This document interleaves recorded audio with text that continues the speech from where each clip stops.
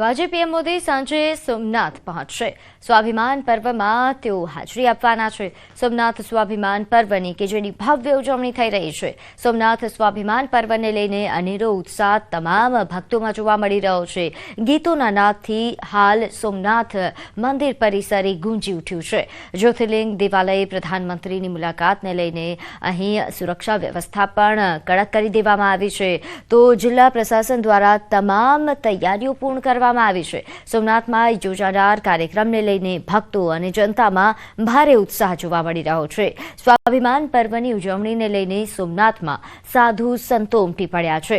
સાધુ સંતો અને મહંતો દ્વારા આજે ભવ્ય ડમરૂ યાત્રા કાઢવામાં આવી। શંખ સર્કલથી હમીરજી સર્કલ સુધી ગતરોજ આ ડમરૂ યાત્રા કાઢવામાં આવી હતી। આ યાત્રામાં મોટી સંખ્યામાં સાધુ સંતો જોડાયા હતા, જેમાં 500થી વધુ વિવિધ અખાડાના સાધુ સંતો અને મહંતો જોડાયા। સોમનાથના ઇતિહાસમાં પ્રથમ વખત સાધુ સંતોની રવેડીનું આયોજન થયું। રવેડીના આયોજનથી પ્રભાસ તીર્થ એક કૈલાસ સમાન બન્યું। તો સ્વાભિમાન પર્વ અંતર્ગત શિવભક્તો શ્રદ્ધાળુઓ માટે વિશેષ આયોજન પણ કરવામાં આવ્યું છે। અહીં રાજકોટ, સુરત, અમદાવાદ અને વડોદરાથી સોમનાથ આવવા ઈચ્છતા ભક્તો માટે વિશેષ ટ્રેન તથા બસ સુવિધા પણ ઉપલબ્ધ કરાવાઈ છે।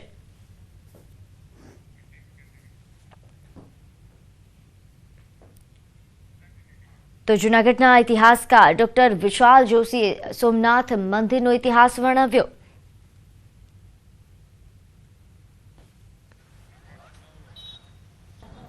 કે જો સરદાર સાહેબ ન હોત તો કદાચ સોમનાથ ન હોત।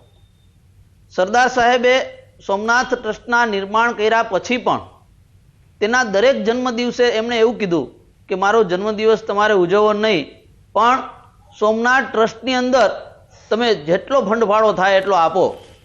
આમ લોકોના ફંડફાળાથી સોમનાથ ટ્રસ્ટે સોમનાથ મંદિરનું પુનઃનિર્માણ જે છે એ કર્યું।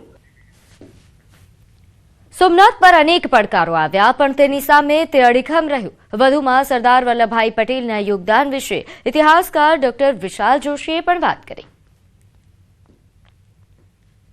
સોમનાથ એ માત્ર એક મંદિર નથી, પરંતુ સનાતન સંસ્કૃતિનું ગૌરવ છે। અનેક પડકારોની વચ્ચે એણે ભવ્ય પરાક્રમો દાખવીને પણ આજે અડીખમ ઊભું છે।